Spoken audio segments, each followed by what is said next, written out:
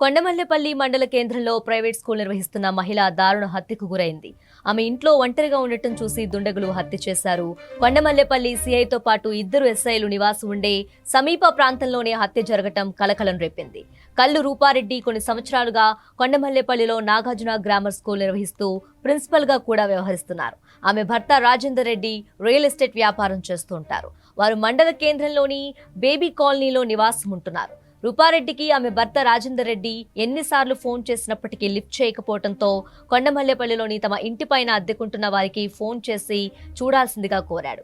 అద్దెకుంటున్న వారు వెళ్లి ఎన్నిసార్లు తలుపు తట్టినా రూపారెడ్డి తలుపు తీయకపోవడంతో ఇంటి పక్కన ఉన్న వారిని పిలిచారు. వారు వచ్చి తలుపు కొట్టినప్పటికీ స్పందన లేదు. దీంతో ఇంటి వెనుకున్న కిచెన్ వద్దకు వెళ్లి చూడగా తలుపులు తెరిచి ఉన్నాయి. ఇంట్లోకి వెళ్లి చూడగా రూపారెడ్డి రక్తపు మడుగులో విగతజీవిగా ఉంది. స్థానికులు వెంటనే రూపారెడ్డి భర్తకు పోలీసులకు సమాచారం ఇచ్చారు.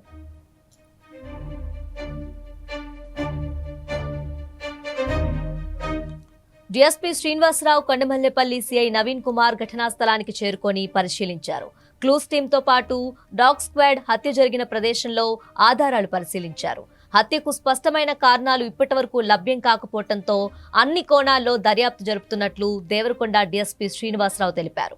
రూపారెడ్డి శరీరంపై కత్తిపోటు ఉండటంతో ఈ హత్యలో ఎంతమంది ప్రమేయం ఉందన్న కోణంలోనూ దర్యాప్తు జరుగుతుందని తెలిపారు. హత్య జరిగిన సమీప ప్రాంతాల్లో ఉన్న సీసీ కెమెరాల్లో అనుమానితుల కదలికలపై స్పష్టత లేకపోవడంతో, రూపారెడ్డి ఇంట్లో ఉన్న సీసీ కెమెరాల్లోనూ అనుమానాస్పద కదలికలు లేకపోవడంతో దుండగులు పక్కా రెక్కీ నిర్వహించి హత్య చేశారని పోలీసులు భావిస్తున్నారు. రూపారెడ్డి ఇంటి వెనుక వైపు సీసీ కెమెరాలు లేవు. ఇది గమనించిన దుండగులు ఇంటి వెనుక వైపు నుంచి వచ్చినట్టు తెలుస్తోంది. దీనికి తోడు హత్య జరిగిన ఇంట్లో ఎలాంటి చోరీ జరగకపోవడంతో దొంగలు కాదని భావిస్తున్నారు.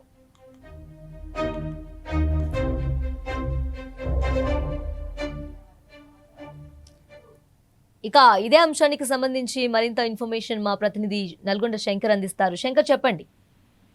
Tejaswini, good afternoon Tejaswini. నల్గొండ జిల్లా దేవరకొండ నియోజకవర్గ పరిధిలోని కొండమల్లపల్లి మండలంలోని బేబీ కాలనీలో ఒక మహిళ దారుణ హత్యకు గురైంది. స్థానికులు, కుటుంబ సభ్యులు తెలిపిన వివరాల ప్రకారం అయితే ముతురాలు కొండమల్లపల్లికి చెందిన రూపారెడ్డి, తన వయసు వచ్చేసి 45 సంవత్సరాలు ఉంటుందని తెలుస్తుంది. ఆమె స్థానికంగా ఉన్నటువంటి నాగార్జున పబ్లిక్ స్కూల్ డైరెక్టర్ గా విధులు నిర్వహిస్తుంది. రాత్రి సమయంలో ఇంట్లో ఎవరు లేని సమయంలో ఈ ఘటన చోటు చేసుకున్నట్టు తెలుస్తుంది. హైదరాబాద్ లో ఉన్న రూపారెడ్డి భర్త రాజేందర్ రెడ్డి ఫోన్ చేయగా స్విచ్ ఆఫ్ రావడంతో అనుమానం వచ్చింది.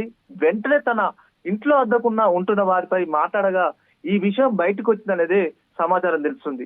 ముఖ్యంగా సమాచారం స్థానికులు పోలీసులకు వెంటనే అందించగా సంఘటన స్థలానికి చేరుకున్న పోలీసులు తలుపులు తెరిచి ఉండడం పరిశీలించారు. ఇదే విషయం మృతదేహాన్ని స్వాధీనం చేసుకుని పోస్ట్ మార్టం నిమిత్తం కోసం దేవరకొండ ఏరియా ఆసుపత్రికి అయితే పోలీసులు తరలించినట్టయితే తెలుస్తుంది. మంగళవారం సాయంత్రం 5:30 స్కూల్ నుండి స్నేహితులు వచ్చారని, ఇంటికి వచ్చారని సమాచారం తెలుస్తుంది. ఇంతకీ ఆ స్నేహితులు ఎవరు, ఎక్కడి నుంచి వచ్చారు, ఆ స్నేహితులే ఈ హత్యకు పాల్పడ్డారా లేదంటే మరెవరైనా ఉన్నారా అన్న కోణంలో అయితే పోలీసులు అయితే 3 బృందాలుగా విడిపోయి ఈ కేసును అయితే సీరియస్ గా దర్యాప్తు చేస్తున్నట్టయితే తెలుస్తుంది. హత్యకు ముందు రూపారెడ్డి ఎవరు ఫోన్ చేశారు లేదంటే తనే ఎవరన్నా ఫోన్ చేశారా అనేది పోలీసులు అయితే కాళ్ళట పరిశీలిస్తున్నట్టయితే తెలుస్తుంది. ప్రస్తుతం రూపారెడ్డి ఫోన్ ఏమైంది, అసలు హత్య చేసిన వాళ్ళు తీసుకుపోవచ్చా లేదంటే హత్యకు ముందు అనుమానాస్పదంగా వ్యక్తులు కాలనీలో పోలీసులు ఫోకస్ చేసినట్టు సమాచారం అయితే తెలుస్తుంది. సమాచారం ఇదిలో ఉండగా దుండగులు సీసీ ఫుటేజ్ లో ఎక్కడ పడకుండా ముందస్తుగా జాగ్రత్తలు అయితే తీసుకున్నట్టయితే సమాచారం అయితే కనబడుతుంది.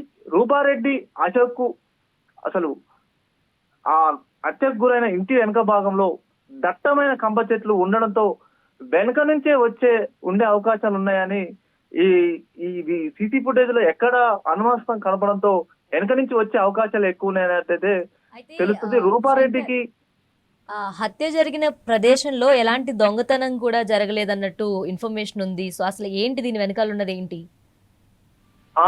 ముఖ్యంగా తేజస్విని, రూపారెడ్డి ఉన్నటువంటి నివాసంలో ఏదైతే బేబీ కాలనీ ఉందో చాలా డీసెంట్ ఫ్యామిలీలు, అదే విధంగా ఉన్నత ఉద్యోగస్తులు ఉండే కాలనీలు. అడుగున సీసీ ఫుటేజ్ అయితే ఉంటది.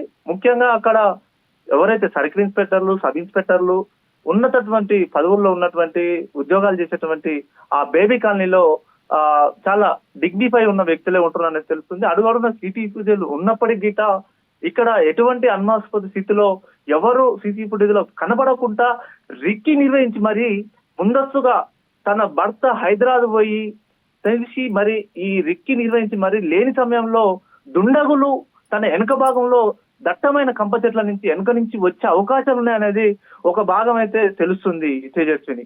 అయితే ఈ హత్యకు ప్రధానంగా కారణాలు ఏంటంటే, ఒకటి దొంగతనం చేయడానికి వచ్చిన వ్యక్తులే చేయొచ్చా, లేదంటే మరొక విషయం ఆర్థిక లావాదేవీల కోసం హత్య చేసి ఉండవచ్చా అనేది తెలుస్తుంది. ఎందుకంటే తన భర్త రియల్ ఎస్టేట్ వ్యాపారి కాబట్టి ఆర్థిక లావాదేవీల కోసమే జరిగి ఉండొచ్చు అనేది సమాచారం తెలుస్తుంది. గుర్తు తెలియని వ్యక్తులు హత్య చేసి ఉంటారని పోలీసులు అయితే ప్రాథమికంగా అంచనా వేస్తున్నా కానీ హత్య కల కారణాలు అయితే దర్యాప్తులో కొనసాగుతుంది. దీనిపైన అయితే పోలీసులు పూర్తి వివరాల్లో దర్యాప్తు తేలేస్తుంది Tejaswini. Right Shankar, thank you.